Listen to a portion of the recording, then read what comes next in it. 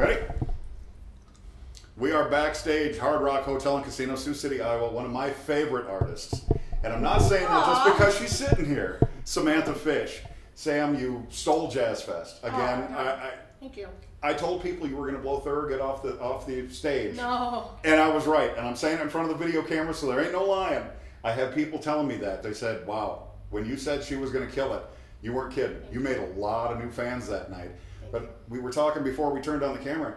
Been busy last 5 months since we saw each other. Yeah. You went all over Europe. Why don't we talk about that with Zito? Yeah, we were over there for about 4.5, 5 weeks on this European tour. It was his band, The Wheel, and myself, kind of a special guest sort of thing. But we worked out some material, and it was really fun. We toured all over Scandinavia, the UK, Germany, all over. It was fantastic. How do the audiences compare in Europe to the U.S. audiences?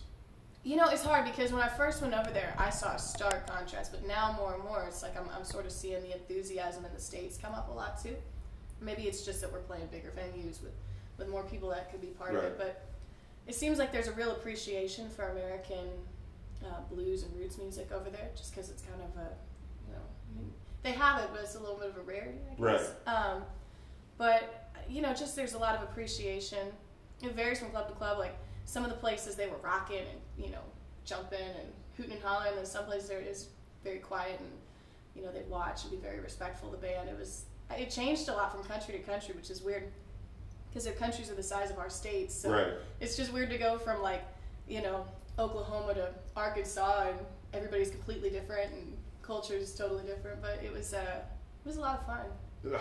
What do you pick up touring that hardcore? I mean, you're doing shows, probably 6 shows a week on average. Out there, yeah. Out there. Yeah, I mean, it was exhausting because we had 4 days off, 27 shows in 31 days. Wow. And then the long drives on the days off. A lot of those days off, we were in the car, or, in a really small town, so we didn't get to see much. Not a lot of sightseeing, but just you kind of get into this routine. My diet and workout went to hell, but all that good European food. Whatever, you have to. You'll make up for it when you get home. Yeah. So, that all went out the door in a week. But it was, it is hard, but it's so rewarding. When you get to go from club to club, venue to venue, and people are just as excited, and it's really great. It kind of pushes you forward. And I know you did about a week with 2 more of my favorites, Tab Benoit and Tommy Castro. 6 strings down.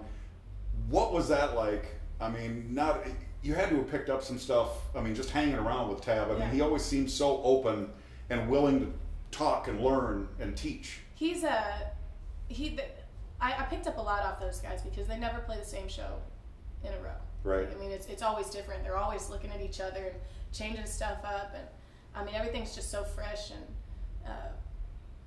it's just so in the moment. And I really got a lot out of that because I think it's our job as musicians to be in that moment. You don't want to get in the rut of just playing through the show and doing the same thing over and over again. So I really took a lot away from that because I mean, he just gets into plays. And Tommy's awesome. He's always been really encouraging to me. Ever since when I started coming up and everything. Mm-hmm. They're just good people and a lot of fun. I was definitely trying to steal some licks and a lot of other things too. Girl. Yeah.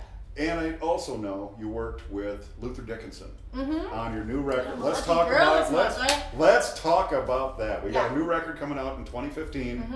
I have heard you're not doing any of the new songs yet until the record drops. Not yet, because before with Black Wind Howlin', I kind of started pulling songs out, and then the record got pushed back. So by the time the record came out 9 months later, I was already sick of the material, and I was like, where the fans had already heard it all, Right. So I just want to keep kind of some mystery. Keep a little mystery, right? Yeah, make it fun, make it an event.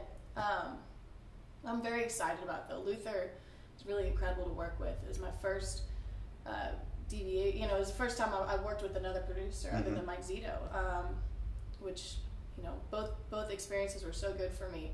And it's just nice to, try something new, and he's so good at what he does, and I mean, just the things he could hear in the studio that I would never even dream to put on. I was like, hi.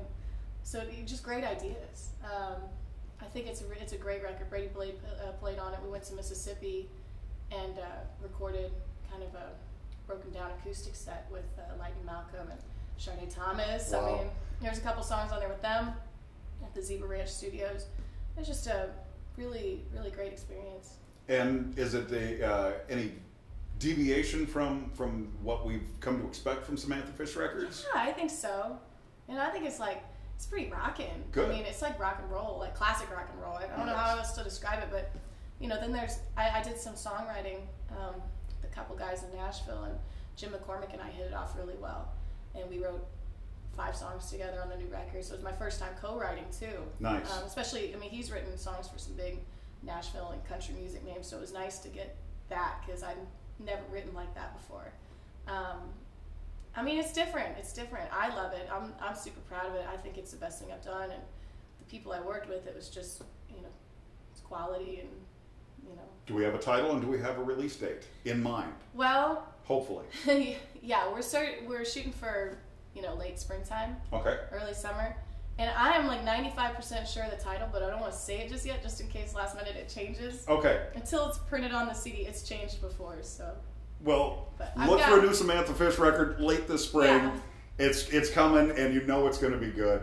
And go see this young lady. Anytime she comes anywhere near your town, do what we did. Drive to see her. I don't care. It's the second time we've driven to see her in less than a year, and we're going to continue to do it. We're going to come stalk you in Kansas City one of these days as well. You should. We always have fun in KC. Samantha Fish, go see her. And you want to see more interviews like this, hit that little button up in the corner. Sam, thank you so much. Thank you.